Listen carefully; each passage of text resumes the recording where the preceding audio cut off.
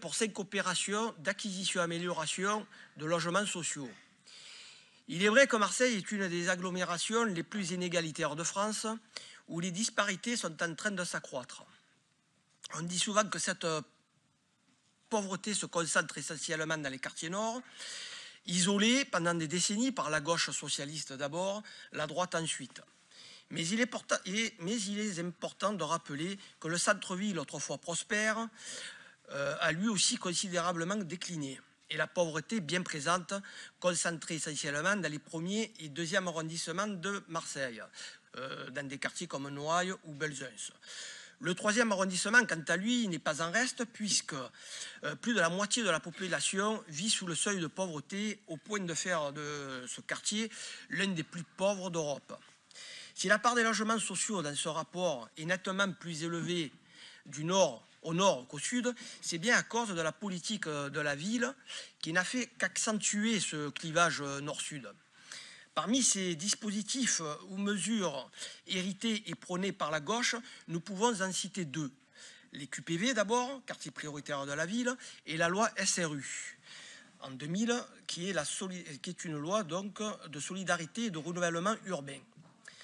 La première avait pour intérêt de réduire les inégalités sociales, restaurer l'égalité républicaine dans les quartiers les plus pauvres, un choix politique donc qui a poussé les gouvernements pendant des décennies à déverser des milliards dont le bilan demeure aujourd'hui catastrophique et contestable, puisque le chômage de masse, l'insécurité, la pauvreté et le bétonnage n'ont cessé d'augmenter. La seconde, dont il est fait allusion dans ce rapport, est la conséquence de la loi SRU du 13 décembre 2000, dont on a parlé, qui impose aux communes de disposer d'au moins 20%, depuis 2014, de 25 logements sociaux. Cette mesure devait permettre d'atténuer les disparités sociales, de développer une mixité sociale, mais à Marseille, au vu de ce rapport, cette répartition sur la commune est très inégale, puisque les plus pourvus sont les 13e, 14e, 15e et 16e arrondissements, comparativement au centre-ville et au quartier sud. Cette réglementation financée par l'argent du contribuable, qui visait à réduire les différences, n'ont fait que déplacer géographiquement, voire les amplifier. On a pour ainsi dire déshabillé Pierre pour habiller Paul, creusant un peu plus le fossé des inégalités sociales. Une politique donc de la ville inadaptée, inégale et électoraliste qui pénalise d'abord les Marseillais et qui ne cesse d'enfoncer la situation d'année en année.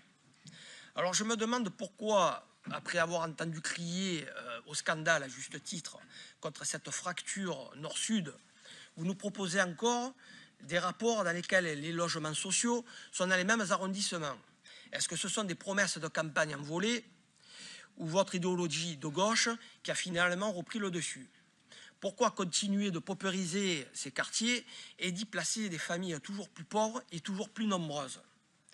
Je pense que Marseille a atteint son quota d'accueil et de charité et qu'il faut arrêter l'hémorragie, monsieur le maire.